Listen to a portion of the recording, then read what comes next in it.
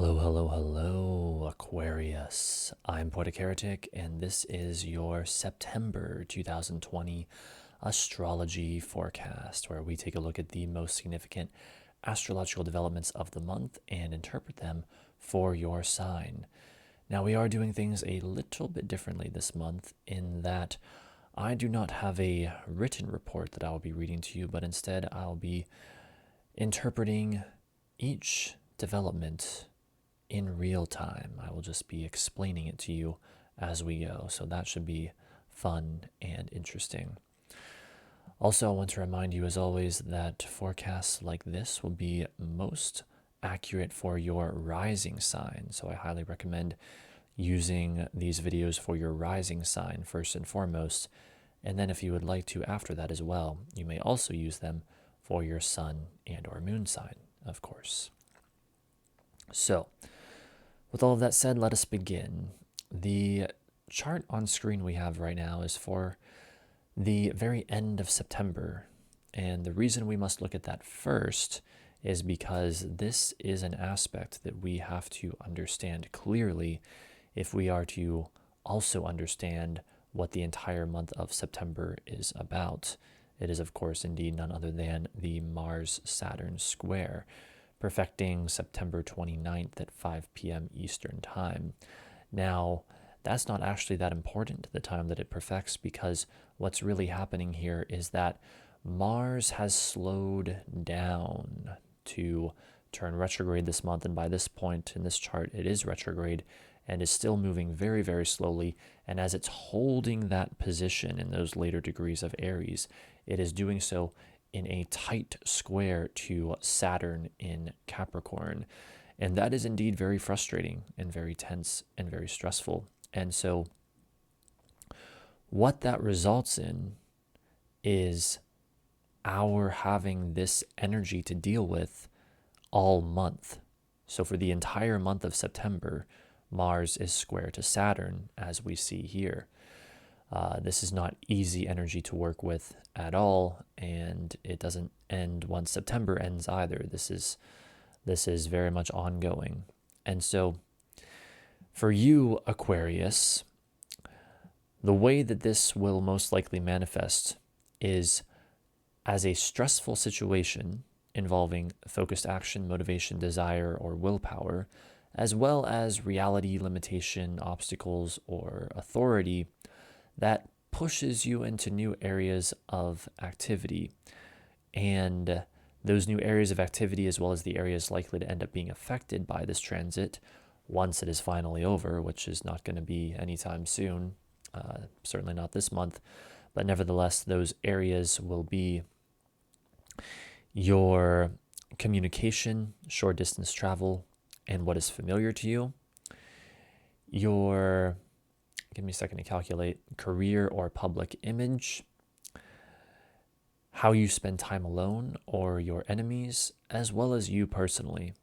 Again, like I said, I'm doing this all in my head in this video, and so if you see me pausing for a moment, for a second or two, I'm just calculating this for your individual sign. So that is what we have with this on a very basic fundamental level with this Mars-Saturn square. Some other things you might want to consider is that this is not a good time for trying to push forward without taking the necessary precautions. This is not a time to try to force things or try to force action or anything like that. Mars in Aries wants to push forward, wants to be very impulsive and do things now, but when it's in this tight square to Saturn, it's just not a good time for that, and you'll be much better off in the long run if you can instead stay disciplined and focused and resist the urge to push forward in a very brazen way at this time. So, with all of that said, we're going to proceed to the remaining major aspects this month, but just remember throughout all of that, that everything must be interpreted within the context of this Mars-Saturn square that we just went over, because it is active constantly this month. So the first event is the full moon occurring on September 2nd at 1:22 a.m. Eastern Time. It is in the sign of Pisces, and so it is a very dreamy and mystical and spiritual full moon, as opposed to the very earthy and practical Virgoan energy that we are quite used to around this time of year as the sun moves through Virgo. And so we get maybe a couple of days or a few days where we get a break from that very earthy energy, and we can instead let our minds wander and our imaginations go a bit wild, or can go a bit wild. Now, this full moon, of course, is also co-present with Neptune, the modern ruler of Pisces, and so that's adding yet another layer of dreaminess and imagination to this full moon. It is also sextile, sudden, shocking, unexpected Uranus in Taurus, and so there's this element of excitement that is also added to this full moon. The how do we say this? It's like electricity fills the air as we are excited for something new, something innovative, something fresh and delightfully innovative, to reuse that word, I guess. So that is what we have there. Now, for you, Aquarius, this full moon is occurring in your second house of money and self-image, and the full moon is where things come to a head. And so, very basically speaking, you can indeed expect things to come to a head on and around September 2nd in the area of your money or self-image. Second house is also values and possessions, so consider that as well. Next, we have occurring later that same day the Venus-Saturn opposition at 8:19 a.m. Eastern Time. So this creates another interesting contrast with that very spiritual and dreamy Pisces full moon, in that Venus opposite Saturn is much more somber and serious and focused on the physical rather than the spiritual or non-material, the non-physical. So what we have here for you, Aquarius, is someone or something likely challenging you in the area of your work, health, schedule, or day-to-day activities, and or how you spend time alone or your enemies, involving how you relate to others, as well as authority, limitation, obstacles, or facing a difficult reality that requires you to make a decision, and that most likely ends up affecting how you spend time alone or your enemies, you personally, your home and family life, and or your beliefs, spirituality, ideals, or that which is familiar to you. So, quite a bit to consider right there. However, there is more. This Venus-Saturn opposition is also square to Mars. Notice both Venus and Saturn are square to Mars here. And so that is really triggering that Mars-Saturn square and adding a lot of frustration to the overall mix. The potential for anger. And I feel like I should also mention for you specifically, Aquarius, that themes of isolation are extra likely since this is occurring on your 6th and 12th house axis, and Saturn itself also often talks about a sense of isolation. So maybe being challenged some way about how you spend time alone, or being challenged by having to spend time alone or be isolated from other people or things of that nature. So one more thing about this very powerful development, and that is that Mercury in Virgo may be our saving grace. Mercury is applying to a sextile to Venus at this time and a trine to Saturn. And so with those kinds of soft aspects entering the picture, It may be through things like communication, Mercury things, so mainly communication, I would say, that we can find an outlet or a resolution for this otherwise very stressful and difficult energy. So talk things out would be advisable here. Next, we have on September 11th at 4:20 p.m. Eastern Time, the Sun opposite Neptune.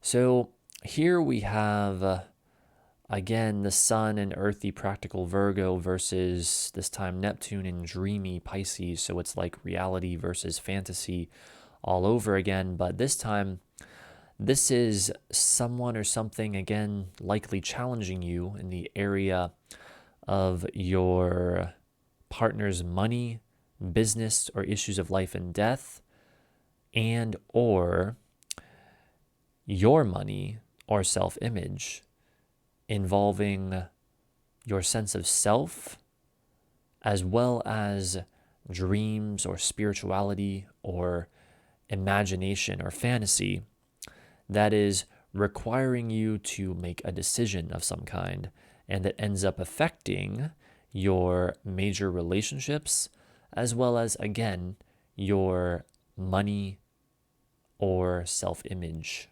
area of your life. Now, that alone is quite interesting, the Sun versus Neptune. So the Sun is, you could say, sort of lighting up the mystical, dreamy, non-physical, like altered state of consciousness, like far out there realms of Neptune, but in a rather stressful way with the opposition. However, the Sun also at this time is making powerful trines to Jupiter, Pluto, and Saturn in Capricorn. So these trines tell us that we have breakthroughs at this time. Now, this is more, this is not really specifically on September 11th, this stuff I'm about to talk about with the trines, but instead is more of like an ongoing thing kind of around the early mid part of September, I would say, as the Sun first trines Jupiter, then Pluto, then Saturn. So basically what this is would be the Sun trine Jupiter breakthroughs involving an expansion of one's worldview or growth in some way. Sun trine Pluto would be deep emotional breakthroughs or inner transformation. And with the Sun trine Saturn, expect breakthroughs involving authority or reality or limitation or some kind of obstacles, maybe getting some kind of approval from authority or some kind of breakthrough anyway. And remember also that this Capricorn conglomeration of Jupiter, Pluto, and Saturn is in your 12th house. And so you can expect like 12th house things, the area of the 12th house, to also be activated in these breakthroughs, which is indeed, again, how you spend time alone or your enemies or isolation, things of this nature. You know, I'm not going to lie to you, the 12th house is pretty difficult. But again, these are trines, so just because the 12th house is difficult doesn't mean that the way that these trines manifest will necessarily be difficult or negative. All right, so that is what we have there. Next, on September 17th at 7 a.m. Eastern Time, we have the new moon in Virgo. And so this is indeed a very earthy and practical new moon taking place in earthy practical Virgo.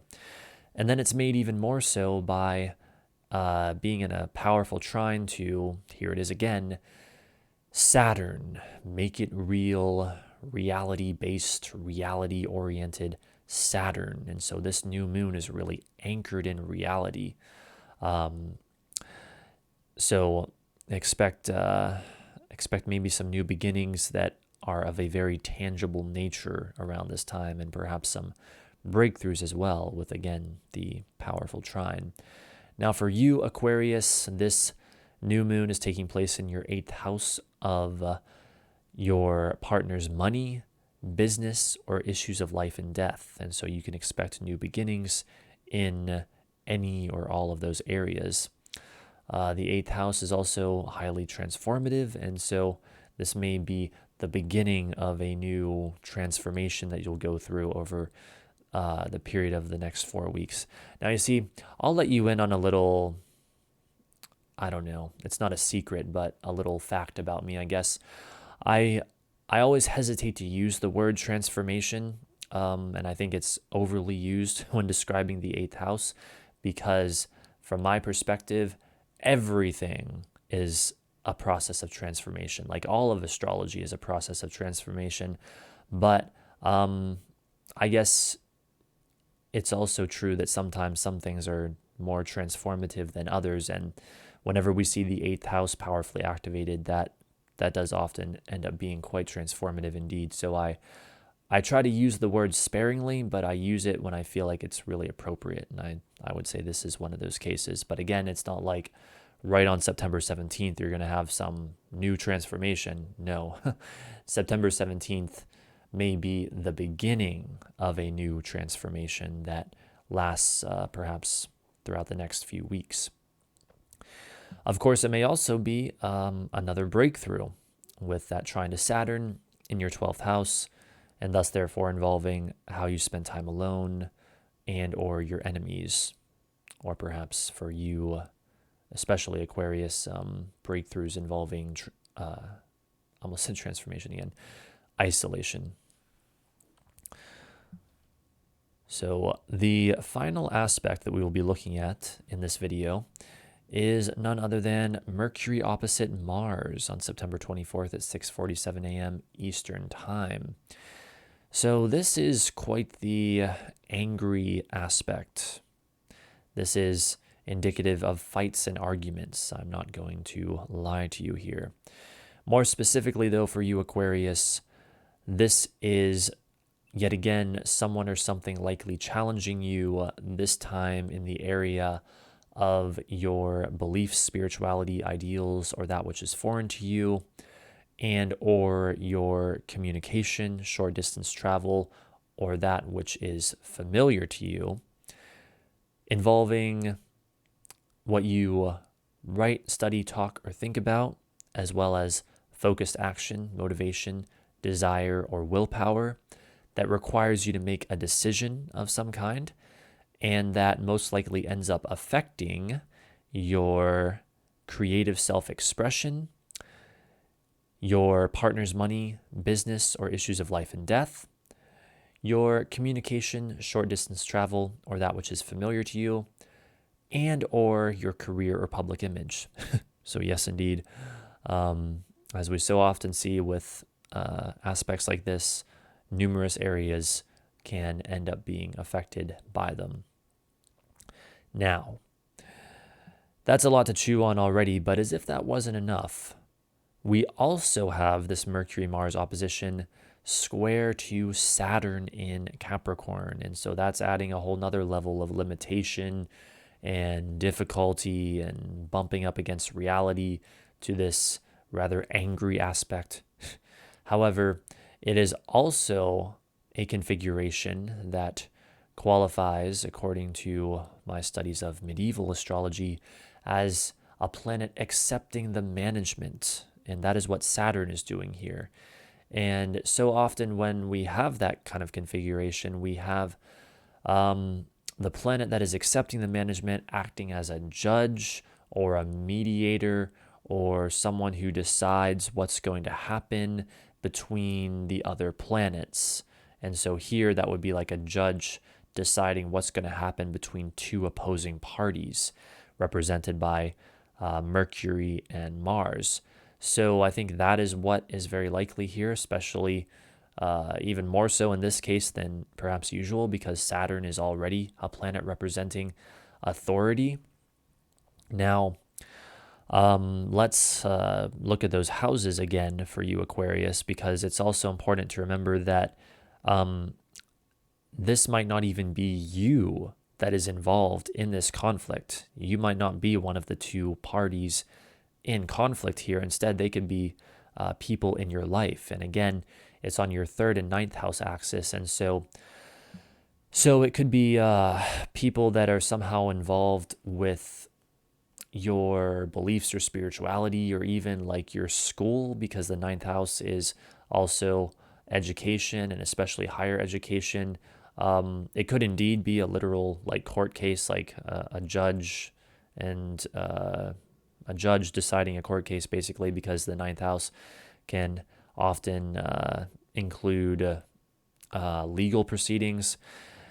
Now, when we look at the 3rd house, it could also involve perhaps a sibling. 3rd house is also siblings or couriers or messengers in some way. I would say messengers, especially, being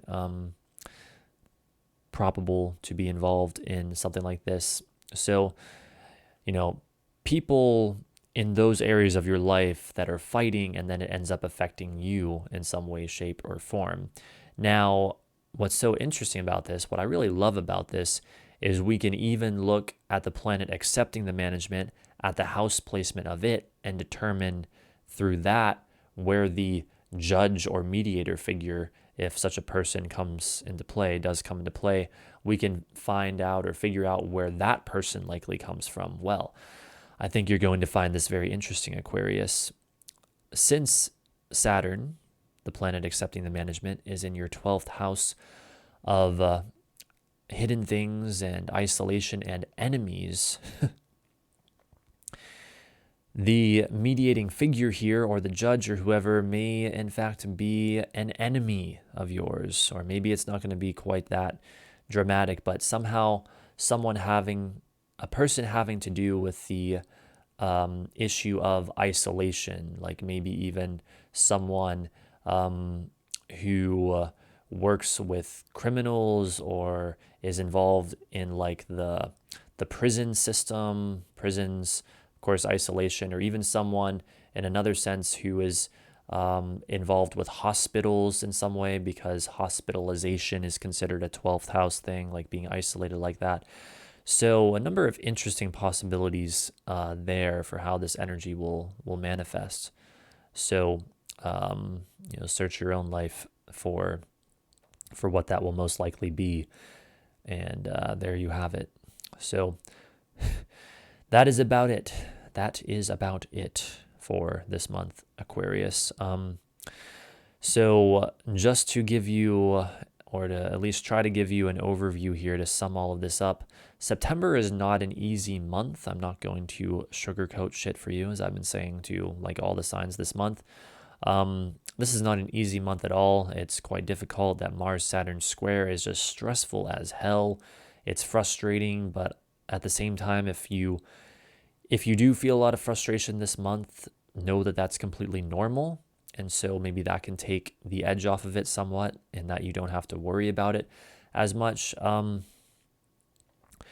Basically, what we have here with September and also October, I would say, is this is about as bad as it gets, because like everyone is well aware that 2020 has just been completely awful, a mess. And us astrologers, real astrologers, know why. And it's the Saturn-Pluto conjunction. It's glaringly obvious. Don't pay any attention to the BS that was in like that New York Times article or whatever, consulting astrologers that don't even talk about the reality, I guess. I knew many astrologers, including myself, who knew that 2020 was going to be this very wretched year as a result of the Saturn-Pluto conjunction. So don't try to tell me that that's not the case, because I predicted that this year would suck. So I for one, was one astrologer who did. But anyway, not to get off topic with that. What I'm saying is that with as bad as 2020 is, September and October are probably the worst that it's going to get, which can maybe sound a little bit scary. But the good news is, once we get through these months, we can start looking forward to things getting better again. I don't know how quickly they're going to get better just yet. I'll take a closer look at those months as we get closer to them. But from what I have seen thus far, they will slowly but surely, or maybe a little faster than that. I don't know. I have to look at them more, in all honesty. But things will start getting better after September and October, in all likelihood. So hold fast, as they say, through September. Don't give in again to those Mars impulses to push forward into the new when the energy is just not right for that right now. Like, here's the thing, I'm all for being impulsive and spontaneous and taking action when it is appropriate. But here, that kind of spontaneous action is really just not appropriate. Instead, staying disciplined and being cautious is your best bet, so that you can incorporate the energy of Saturn much more and not get caught in such a conflict with it. If you try to go against that, if you try to act heroically right now anyway, you're going to find very little reward for very much effort. It's not a good reward to effort ratio at all. So I would say try to give it at least a few months before you take any heroic or impulsive actions like that, I would say. Or more specifically, wait until January or February of next year when we finally clear out of this wretched energy. So there you have it, Aquarius. That is your September forecast. I hope you enjoyed. If you did, feel free to like and subscribe, as I'm always creating new content like this for this channel. More and more astrology content especially. I want to thank you for watching, and I want to say that despite the wretched astrological conditions this month, I hope you still have a great month of September indeed, as much as is possible anyway. And thanks again for watching, and I'll see you next time. Bye for now.